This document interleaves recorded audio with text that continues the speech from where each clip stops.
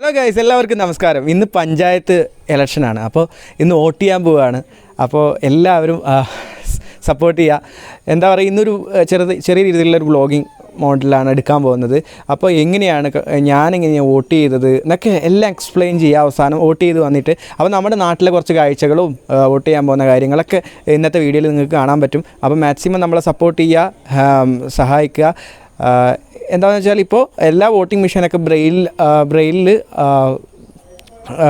ആയിട്ടുണ്ട്. നമ്പറൊക്കെ ബ്രെയിലൊക്കെയാണ് കൊടുത്തിട്ടുള്ളത്. പക്ഷേ എന്നാലും നമുക്ക് ഈ പഞ്ചായത്ത് വോട്ടായതുകൊണ്ട് കുറേ ബാലറ്റ് പേപ്പറൊന്നും കിട്ടില്ല ബ്രെയിലിൽ. കാരണം കുറേ പേരുടെ എഴുതാനുണ്ടായതുകൊണ്ട് പെട്ടെന്ന് അത് പറ്റില്ല. കാരണം തൊട്ട് നോക്കേണ്ട കോവിഡ് പ്രോട്ടോക്കോളിലായതുകൊണ്ട് തൊട്ട് നോക്കുന്നതൊക്കെ ബുദ്ധിമുട്ടായതുകൊണ്ട് ബാലറ്റ് പേപ്പർ ഇല്ല എന്നാണ് അറിയാൻ കഴിഞ്ഞത്. കഴിഞ്ഞ ലോകസഭ ഇലക്ഷന് ഞാൻ സ്വന്തമായിട്ടാണ് എൻ്റെ വോട്ട് ചെയ്തത്. പൊതുവേ ഓപ്പൺ വോട്ടാണ് കാഴ്ചയില്ലാത്തവർക്ക് ചെയ്യേണ്ടിയിരുന്നത്.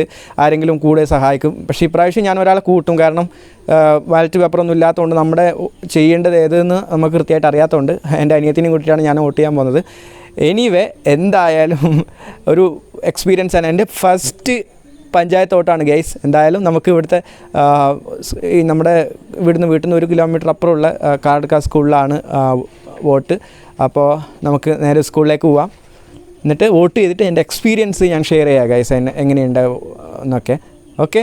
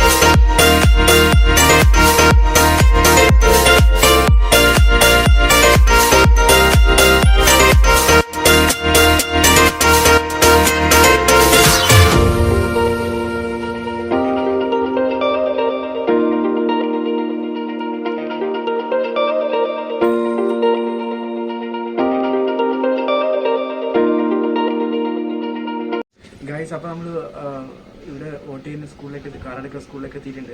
അപ്പോൾ ഇനി വോട്ട് കഴിഞ്ഞിട്ട് ബാക്കിയുള്ള കാര്യങ്ങളൊക്കെ പറയാം. ഇവിടുന്ന് വീഡിയോ എടുക്കാൻ അത്ര പറ്റുമോ എന്നറിയില്ല. എന്തായാലും എനിവേ വോട്ട് കഴിഞ്ഞിട്ട് പറയാം എക്സ്പീരിയൻസ്. അപ്പോൾ ഗൈസ് വോട്ട് ഞാൻ ചെയ്തിട്ടുണ്ട്. അപ്പോൾ എന്താണെന്ന് വെച്ചാൽ വലിയ തിരക്കൊന്നും ഉണ്ടായിരുന്നില്ല, തിരക്കുണ്ടായിരുന്നു, പക്ഷേ ഓപ്പൺ വോട്ടായതുകൊണ്ട് അല്ലെങ്കിൽ കാഴ്ചയില്ലാത്തവർക്ക് അല്ലെങ്കിൽ ഡിഫറെൻ്റ്ലി ഏബിൾ ആയിട്ടുള്ള ആളുകൾക്ക് വോട്ട് ആണെങ്കിലോ അല്ലെങ്കിൽ റെയിൽവേ സ്റ്റേഷനിൽ എവിടെയാണെങ്കിലും ഗവൺമെൻറ് സ്ഥാപനങ്ങളിൽ ക്യൂ നിൽക്കേണ്ടി വരില്ല. അതുകൊണ്ട് പെട്ടെന്ന് വോട്ട് ചെയ്തു. ഓക്കെ, അപ്പോൾ ബാക്കിയുള്ള കാര്യങ്ങൾ വീട്ടിലെത്തിയിട്ട് പറയാം.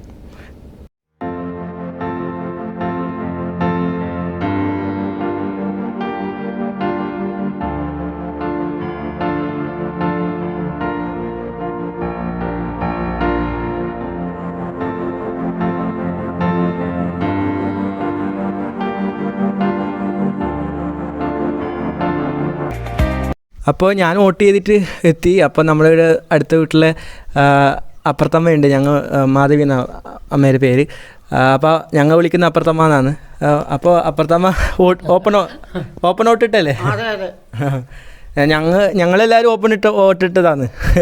അപ്പുറത്തമ്മ വയസ്സായതുകൊണ്ട് കാണാത്തതുകൊണ്ട് അങ്ങനെ വോട്ടിട്ട് എനിക്കൊരു അനിയത്തി വോട്ടിടാൻ വന്നു.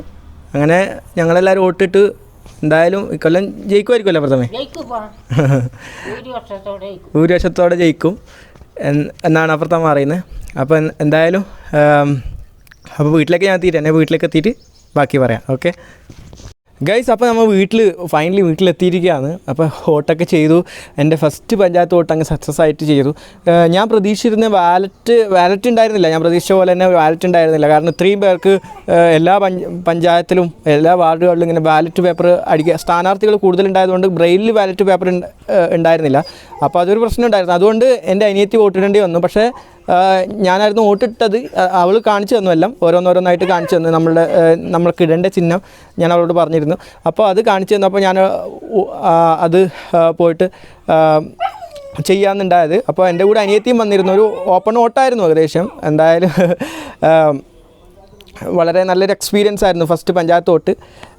അപ്പം നിങ്ങൾ വരുന്ന വഴിക്കെല്ലാം എല്ലാവരും കാറടുക്ക സ്കൂളും എല്ലാം ഒക്കെ കണ്ടല്ലോ. ഇവിടുത്തെ ഏറ്റവും പ്രധാനപ്പെട്ട ഒരു സ്കൂളാണ് ഞങ്ങളുടെ നാട്ടിലെ. അപ്പോൾ എന്തായാലും ഈ വ്ലോഗ് എല്ലാവർക്കും ഇഷ്ടപ്പെട്ടു എന്ന് വിചാരിക്കുന്നു.